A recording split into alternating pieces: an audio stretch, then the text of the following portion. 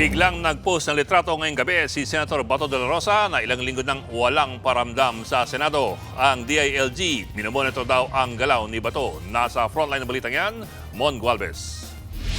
Pasado alas 7 ngayong gabi nang biglang mag-post sa Facebook si Senator Ronald Bato de la Rosa ng kanyang litrato habang may kalong na sanggol.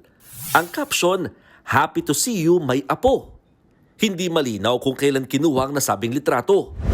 Pero mahigit isang buwan nang hindi nagpapakita sa Senado o maging sa publiko si Senator Bato. Kasunod ito ng mga impormasyong nakatakda ng ilabas ng International Criminal Court o ICC ang arrest warrant laban sa kanya. Kaugnay pa rin ito ng Crimes Against Humanity na parehong isinampang reklamo kay dating Pangulong Rodrigo Duterte na nauna nang nadala sa The Hague, Netherlands. Si De La Rosa ang hepe ng Philippine National Police sa administrasyon ng dating Pangulo. Pero kahit wala pang warrant, kumikilos na raw ang Interior Department. We just want to be steps ahead and we just want to make sure that we know where Senator De La Rosa is kasi he has not been seen in the Senate for some weeks now.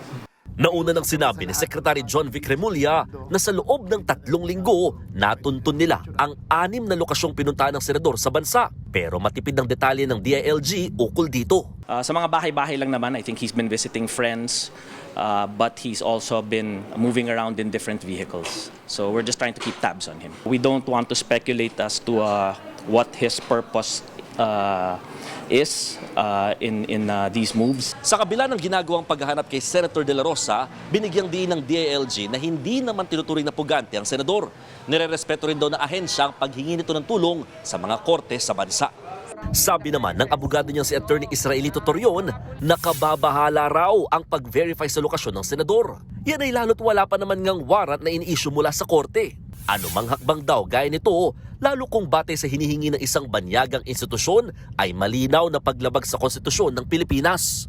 Inilapit na rin doon ng kampo ni De La Rosa ang usapin sa Korte Suprema.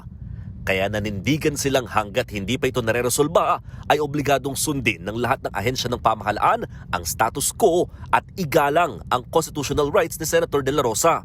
Sa kabila ng impluensya ng senador bilang dating hepe ng PNP, kampante naman ng DILG na gagampanan ng Philippine National Police ang kanilang tungkulin sa posibleng pag-aresto kay Bato. Friendships notwithstanding, trabaho lang naman yan.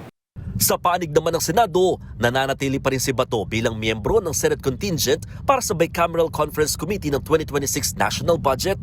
Sa kabila ito nang hindi niya pagpasok sa Senado mula November 11. Sabi ni Senate Finance Committee Chairman Win Gatchalian, wala namang pasabi si De La Rosa na hindi siya sisipot sa BICAM na magsisimula bukas. I hope na magka-time siya na mag-attend ng BICAM. So we're supplying yung kanyang mga staff ng information, nagko-coordinate kami sa staff niya. Nagbabalita mula sa Frontline, Mon Gualvez, News 5. Mga kapatid, Ed Lingaw po, maging maalam at may pakialam sa mga napapanahong balita sa ating bansa. Para sa mas malilimang pagtalakay at paghimay sa mga issue at headlines, mag-follow at mag-subscribe sa social media pages ng News 5.